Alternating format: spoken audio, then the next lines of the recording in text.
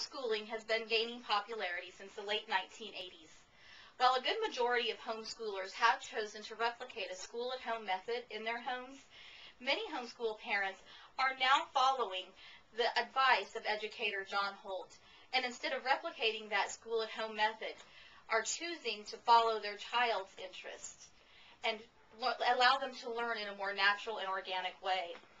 Based on my research about unschooling and my experience as an unschooling parent, I will present information about how child-directed methods can be incorporated into a homeschooler's everyday activities. In his quest to reform public and private education, educator John Holt became disenchanted with traditional and even progressive methods of education and began advocating what he called unschooling. During the minutes that follow, I will review the methods that Holt encouraged and explain, first of all, the theories of an unschooling parent, how child-directed methods can be incorporated in a homeschool environment, and we'll compare the pros and cons of the unschooling movement. According to the Homeschool Legal Defense Association, approximately 1.5 million students were homeschooled in the year 2009. Many homeschooling parents chose to homeschool because of religious reasons. They did not want their children exposed to the secular environment of the public school.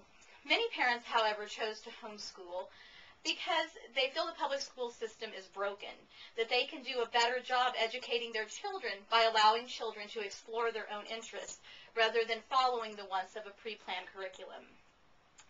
Even as an educator in the private arena, John Holt advocated listening to children and understanding their needs rather than the pre-established curriculum. His first book was 1964's How Children Fell. This book emphasized establishing a relationship with children in order to teach them. One of his later books, Teach Your Own, encouraged parents to remove their children from the public school system and to educate them in a way that did not resemble a classroom at all. Many homeschool parents today are turning to John Holt's methods in the education of their children. I'm going to read an excerpt from The Unprocessed Child, Living Without School by Valerie Fitzenreiter, who is an unschooling parent. The majority of children in school will fail. They will fail to develop to the potential that they were born with and the desire to learn that they possess during the first 2 to 3 years of their lives. They are born with an enormous capacity for learning, understanding, and creating, but they lose these qualities when they enter school. Why do they fail? John Holt says in his book, How Children Fell, that children fell because they are afraid, bored, and confused. All too often, we expect children to learn on our timetable instead of their own. A good way to begin incorporating unschooling into an everyday homeschooling environment is by simply allowing children choices.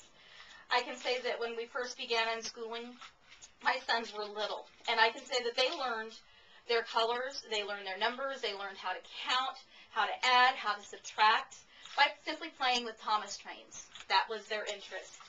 Many children may have an interest in astronomy and may learn science through studying the planets. I know my 5-year-old son has a huge interest in pets, so he learns a lot simply by taking care of his pets. One of the biggest questions and criticisms of unschooling comes in the form of, what about learning gaps? What if there's a child that doesn't want to learn to read? What if there's a child that doesn't want to learn to add or subtract? These are necessary for everyday life. What if there's a child that doesn't want to take algebra in order to get into college? How will they ever get a good job? To answer those questions, unschooling parents are quick to point out that we do not have to use traditional methods for children to learn these. Maybe a child will learn to read by reading a comic book. Maybe they'll learn to add or subtract by doing art and adding things or building a replica of the Eiffel Tower. Everyone learns in a different way, and that's what the unschooling philosophy is really about. Keeping the pros and cons of unschooling in mind, we can see that unschooling is a growing trend in the homeschooling movement, whether that be for better or for worse. Many parents have opted to follow John Holt's model of education for their children. While many worry that unschooled children will not be prepared for the future, unschooling parents feel a special call to allow their children the freedom to learn in their own way, in their own time, and by choosing their own curriculum or lack thereof. Time will tell whether unschooled children will be a success in life or where they will end up.